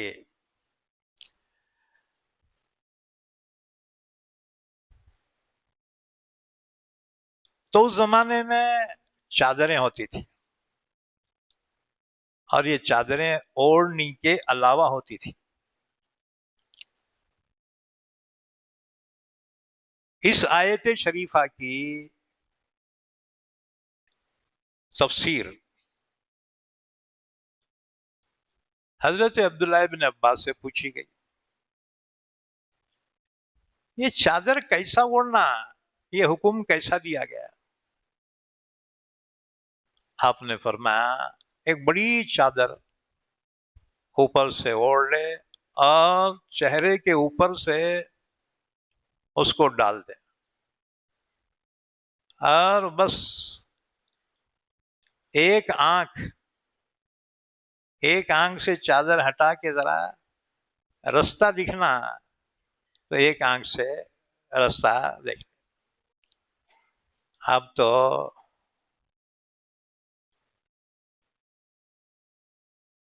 جو نقاب اور برقع ہے، ہاں جی، اس میں چہرہ کھلا رہتا. اچھا، اب پھر اس میں فیشن نکلا، چہرہ تو کھلا نہیں رہتا، دو آنکھیں کھلی رہتی. ہاں جی، دو آنکھیں. اور بعض فرقوں نے کہا کہ بس نقاب چہرے کے علاوہ ہے. ان کے یہاں جیسے ایرانی کو دیکھا ہوں گے، ایرانی عورتیں وغیرہ اور بعض ملکوں کی عورتیں، انہوں چہرہ پورا کھلا رکھتے ہیں، پھر بولتے حجاب میں ہے. ان کا حجاب کیا؟ اسکارف. ان کے پاس یہ ہے بالاں کھلے نہیں رہنا، تو بالاں تو ڈھانپ لیتی لیکن چہرہ کھلا. ہاں، یہ کیسا حجاب ہے؟ جو چھپانا چاہیے وہ کھلا ہے، پھر حجاب کیسا؟ یاد رکھو، اس آیت شریفہ سے ثابت ہو رہا ہے یا ایہا النبی، اے نبی صلی اللہ علیہ وسلم، قل لازواجک، آپ کہیے اپنے بیویوں سے. حضور کی کتنی بیویاں تھے؟ آپ نے 11 نکاح فرمائے. اور جس وقت یہ آیت نازل ہوئی اس وقت آپ کی 9 بیویاں حیات تھی، 2 کا انتقال ہو گیا تھا، حضرت خدیجۃ الکبریٰ رضی اللہ عنہ اور حضرت زینب بنت خزیمہ رضی اللہ عنہ. باقی 9 بیویاں حیات تھی. قل لازواجک، آپ کہی اپنے بیویوں سے، وبناتک، اپنی بیٹیوں سے. حضور کی 4 بیٹیاں تھیں. بڑی حضرت زینب، دوسری حضرت رقیہ، تیسری حضرت ام کلثوم، اور چوتھی سب سے چھوٹی سب سے لاڈلی حضرت فاطمہ. یہ 4 بیٹیاں تھیں اللہ کے نبی. چاروں بیٹیوں کے نکاح ہوئے اور 3 بیٹیوں کو اولاد بھی ہوئی، لیکن مشہور 2 نواسے ہوئے، امام حسن امام حسین. حالانکہ ان کے علاوہ بھی نواسے بھی تھے، نواسے بھی تھے حضور کو، لیکن مشہور یہ دونوں ہو گئے. اب لوگ سمجھتے ہیں حضور کو 2 نواسے ہوں گے، نہ، اور بھی حضور کے نواسے نواسیاں. ہاں جی، حضرت زینب جو سب سے بڑی بیٹی تھی، ان کو 2 بچے تھے، ایک بیٹا اور ایک بیٹی. دوسری بیٹی حضور کی حضرت رقیہ، ان کو ایک بیٹا تھا، لیکن یہ بچہ بچپن میں انتقال کر گیا. حضرت عثمان غنی کی اولاد تھی وہ. چھوٹا بچہ تھا، مرغے نے آنکھ میں چونچ ماری بچے کے، بچہ انتقال ہو گیا. اور اس کے بعد پھر حضرت رقیہ کا انتقال ہو گیا، کوئی اولاد اور نہیں ہوئی. ام کلثوم، ان کی اولاد نہیں ہوئی اور بہت کم عمر میں، کم عرصے میں انتقال ہو گیا. بڑی بیٹی کا بھی انتقال ہو گیا ایک زخم کی وجہ سے، جو حبار ابن الاسود نے ان پہ وار کیا تھا جب وہ ہجرت کرنے کے لیے نکلی تھی. اسی زخم سے ان کا انتقال ہو گیا. اب رہ گئی چھوٹی بھی بیٹی حضرت فاطمہ. حضرت فاطمہ کو 3 بیٹے اور 3 بیٹیاں ہوئی. بڑے بیٹے امام حسن، دوسرے امام حسین، تیسرا ایک بچہ اس کا نام تھا محسن. یہ بچہ بچپن میں انتقال ہو گیا، اس لیے اس کا ذکر نہیں آتا. 3 بیٹیاں تھیں حضرت فاطمہ کو، اور تینوں بیٹیوں کا نام تینوں بہنوں کے نام پہ رکھا تھا، اپنی تینوں بہنوں کے نام پہ تینوں بیٹیوں کا نام رکھا تھا۔ حضرت فاطمہ کی بڑی بیٹی زینب، جو کربلا میں اپنے بھائی امام حسین کے ساتھ تھی، کربلا میں حضرت زینب، بی بی زینب۔ دوسری بیٹی رقیہ، اس بیٹی کا انتقال بچپن میں ہو گیا۔ اور تیسری بیٹی ام کلثوم۔ بی بی فاطمہ کے انتقال کے بعد حضرت علی نے اپنی چھوٹی بیٹی کا نکاح حضرت عمر سے کیا تھا۔ حضرت عمر کی نکاح میں آئی تھی ام کلثوم۔ بہرحال کچھ تاریخ اسلام بھی پڑھتے رہو، اب پڑھنے لکھنے کا شوق نہیں رہا مسلمانوں کو۔ اب یہ مجلس تمہارے کو ریڈی میڈ مل رہا ہے، ریڈی میڈ، پھر بھی نہیں آتے۔ ہمارے کو سب معلوم ہے، تمہارے کیا معلوم، بھیڑیا معلوم کیا بیٹا۔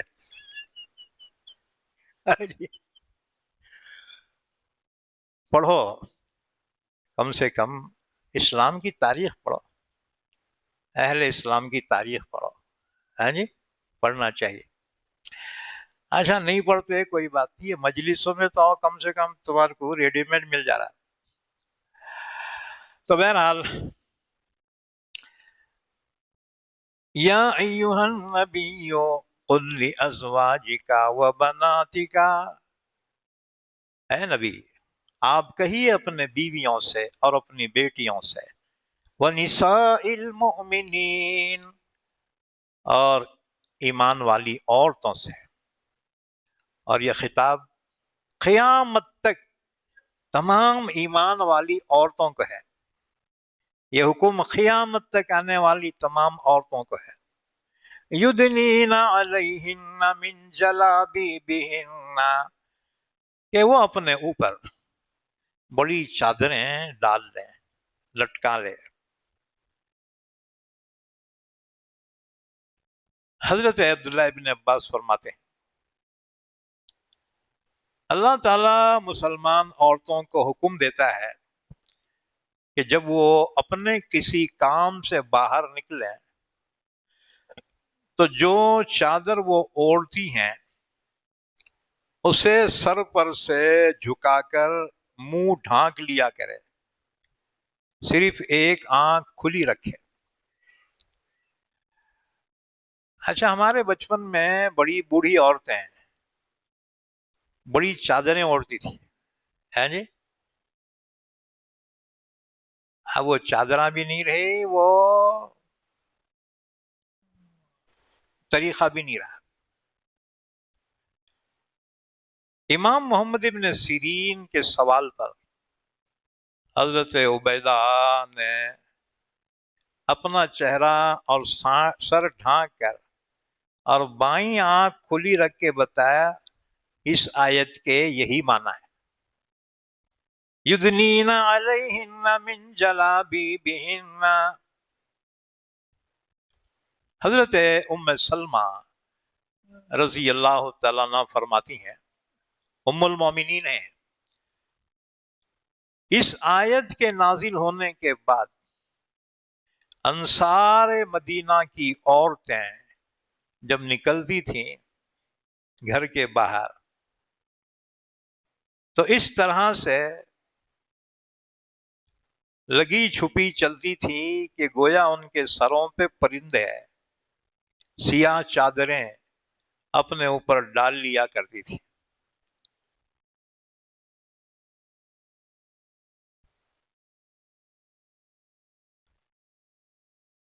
اچھا یہ پردے کا حکم کیوں دیا گیا؟ اب بعض عورتوں کو بہت ذرا بوجھ محسوس ہوتا ہے، جو ذرا آزاد خیالات کے ہیں نا، مطلب یہ پردے کئی کو یاد رکھو، اللہ نے پردے کا حکم دیا عورتوں کی حفاظت کے لیے، اس میں عورتوں کی حفاظت ہے۔ بے پردگی میں تو شیطان اچک لیتا ہے۔ تو پردہ ہی عورتوں کی حفاظت کا ضامن ہے. اچھا، پہلے غیر لوگ تانا دیتے تھے کیا جی مسلمان عورتوں کو بہت جو ہے قید میں رکھتے ہیں. آپ دیکھو ان کی بیٹیاں مسلمانوں سے زیادہ پردہ کر رہی ہیں جی. کالج کی یونیورسٹیز کی بچیاں غیر مسلم انہوں بھی برابر چہرہ ڈھانکے ہوئے ہیں، صرف آنکھیں کھلے. میں دیکھ رہا ہوں بہت پابندی سے. ہاں جی، مسلمان بھی اتنی پابندی نہیں کر رہے، یہ غیر مسلم بچیاں کر رہے ہیں. سبحان اللہ. ہے جی. اچھا، پہلے مسلمان داڑھی رکھتے تھے، غیر مسلم نہیں رکھتے تھے، تو مسلمانوں کو داڑھی والوں کو چڑھاتے تھے. ہے جی.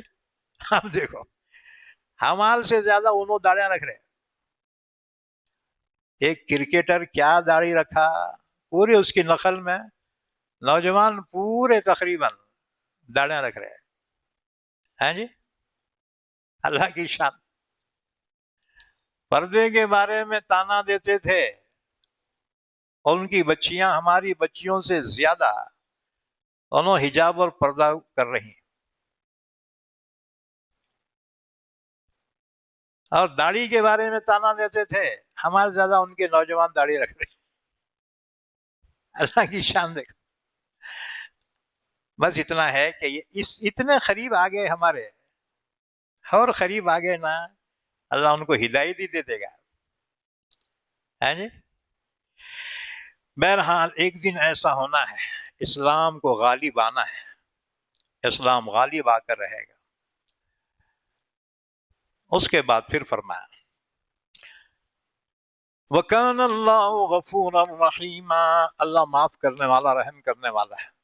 لَإِن لَّمْ يَنْتَهِ الْمُنَافِقُونَ وَالَّذِينَ فِي قُلُوبِهِم مَّرَضٌ وَالْمُرْجِفُونَ فِي الْمَدِينَةِ لَنُغْرِيَنَّكَ بِهِمْ. منافقین کیا کرتے تھے مدینے کے؟ وہ عورتوں کی چھیڑخانی کرتے تھے، اور جن کے دلوں میں کفر کی بیماری ہے ایسے لوگ بھی یہ حرکتیں کرتے تھے. اچھا، بعض ایسے تھے منافقین جو جھوٹی افواہیں پھیلاتے تھے مسلمانوں کو خوفزدہ کرنے کے لیے. ارے فلاں ملک کا بادشاہ بہت بڑا لشکر بھیجا ہے، مدینے پہ حملہ کرنے والا ہے. اللہ نے فرمایا یہ منافقین کو وارننگ دو، باز آ جاؤ. لَإِن لَّمْ يَنْتَهِ الْمُنَافِقُونَ، اگر باز نہ آئے ان حرکتوں سے منافق لوگ، وَالَّذِينَ فِي قُلُوبِهِم مَّرَضٌ، اور جن کے دلوں میں بیماری ہے کفر و نفاق کی، اگر یہ لوگ باز نہ آ جائے اپنی حرکتوں سے. وَالْمُرْجِفُونَ فِي الْمَدِينَةِ، اور مدینے میں جھوٹی افواہیں پھیلانے والے اگر باز نہ آئے، لَنُغْرِيَنَّكَ بِهِمْ، اے نبی ہم آپ کو ان پر مسلط کریں گے. ثُمَّ لَا يُجَاوِرُونَكَ فِيهَا إِلَّا قَلِيلًا، پھر مدینے میں یہ زیادہ دیر تک رک نہیں سکیں گے. ملعونین، یہ ملعون ہیں، یہ اللہ کی لعنت ہے ان پر.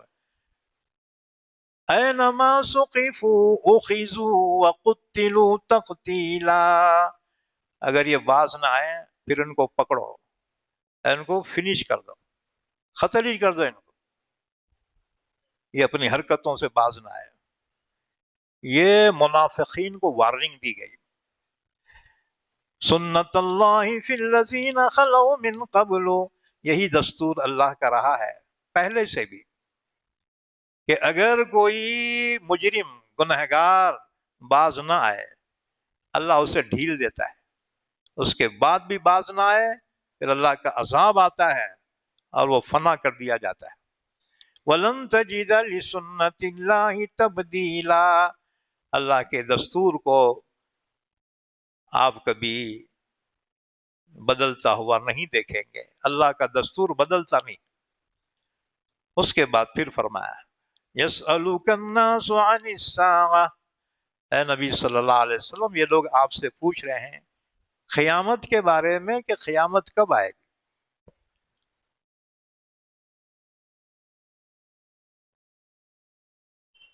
جب اللہ کے نبی صلی اللہ علیہ وسلم نے فرمایا دیکھو قیامت برحق آنے والی ہے، اللہ دوبارہ زندہ کریں گا اور حساب کتاب لیں گا، سزا جزا دیں گا، تو کافروں نے کہا اچھا تو بتاؤ قیامت کب آئے گی؟ ان کے جواب میں آیت نازل ہوئی، یسألک الناس عن الساعہ، اے نبی آپ سے لوگ پوچھ رہے ہیں قیامت کے بارے میں، قل انما علمها عند اللہ، آپ کہہ دیجئے اس کا علم اللہ کو ہے، وما يدریک لعل الساعة تکون قریبا، اور تو کیا جانے ہو سکتا ہے قیامت قریب ہو، ان اللہ لعن الکافرین واعد لهم سعیرا، بے شک اللہ نے لعنت بھیجی ہے کافروں پر، تیار کر رکھا ہے ان کے لیے دہکتی ہوئی جہنم کا عذاب، خالدین فیہا، اس میں ہمیشہ ہمیشہ رہیں گے، لا یجدون ولیا ولا نصیرا، نہیں پائیں گے اپنے لیے کوئی یار نہ کوئی مددگار، یوم تقلب وجوہہم فی النار، جب جہنم میں ڈالے جائیں گے نا تو منہ کے بل ان کی منڈی پکڑ کے فرشتے دبائیں گے آگ میں، چلائیں گے موت موت پکاریں گے لیکن موت نہیں آئے گی، لا یموت فیہا ولا یحیا، جہنمی نہ جیئیں گے نہ مریں گے، تکلیف ہوتی رہے گی۔ اچھا تم بولیں گے جل کے راکھ ہو جائیں گے پھر کیسا؟ اے جسم ختم ہوتی آٹومیٹک دوسرا بن جائے گا، کلما نضجت جلودہم بدلناہم جلودا غیرہا، چمڑی جلتے ہی پھر بنے گی، پھر جلے گی، پھر بنے گی، تکلیف ہوتی رہے گی لیکن موت نہیں آئے گی۔ اس وقت وہ کہیں گے یقولون یا لیتنا اطعنا اللہ واطعنا الرسول، کاش کہ ہم اللہ اور اس کے رسول کی اطاعت کرتے، ہم جہنم میں عذاب میں نہ ہوتے، وقالو، اور کہیں گے ربنا انا اطعنا سادتنا وکبراءنا، پروردگار ہمارا کیا قصور ہے، ہم نے اپنے سرداروں کی بات مانی، ہم اپنے باپ داداؤں کی بات مان کر کفر کرتے رہے، فَأَضَلُّونَ السَّبِيلَ، انہوں نے ہمیں گمراہ کر دیا، ربنا آتِهِمْ ضِعْفَيْنِ مِنَ الْعَذَابِ، اللہ ان کو ڈبل عذاب دے، خود بھی بہکے ہمارے کو بہکائے، وَلْعَنْهُمْ لَعْنًا كَبِيرًا، اللہ ان پر بہت بڑی لعنت بھیج دے۔ اللہ فرمائے گا فکر نہ کرو، لِكُلٍّ ضِعْف، ہر ایک کو ڈبل عذاب ملے گا، ان کو بھی تمہار کو بھی بیٹے، تم کہاں چھٹ رہے؟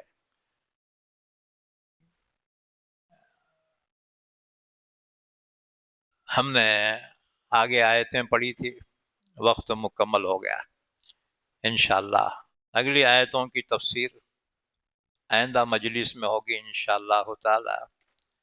اللہ سے دعا ہے اللہ ہم سب کو قرآن کریم سمجھنے کی، عمل کرنے کی توفیق عطا فرمائے۔ درود شریف پڑھ لے، دعا فرما لے۔ اللہم صلی علی محمد وعلی آل محمد بارک وسلم، اے اللہ ہمارے گناہوں کو معاف فرما، ہماری خطاؤں سے درگزر فرما، ہم سب کو علوم قرآن عطا فرما، قرآن پاک کو سمجھنے کی، عمل کرنے کی توفیق عطا فرما، حاضرین مجلس اور حاضرات مجلس کی جائز تمنائیں، دلی مرادوں کو پورا فرما، یا اللہ ہماری، ہمارے اہل و عیال کی، ہماری اولاد کی، اولاد کی اولاد کی، سب کی حفاظت فرما، سب کو شفائے کاملہ عطا فرما، سب کی عمروں میں برکت عطا فرما، سب کے رزق میں برکت عطا فرما، سب کے صحت میں برکت عطا فرما، ایمان والوں کی روزی روٹی میں برکت عطا فرما، جب تک زندہ رکھ ہم تمام کو اسلام پر زندہ رکھ اور خاتمہ ایمان پر فرما، وصلی اللہ علی نبینا محمد وعلی آلہ وصحبہ اجمعین برحمتک یا ارحم الراحمین۔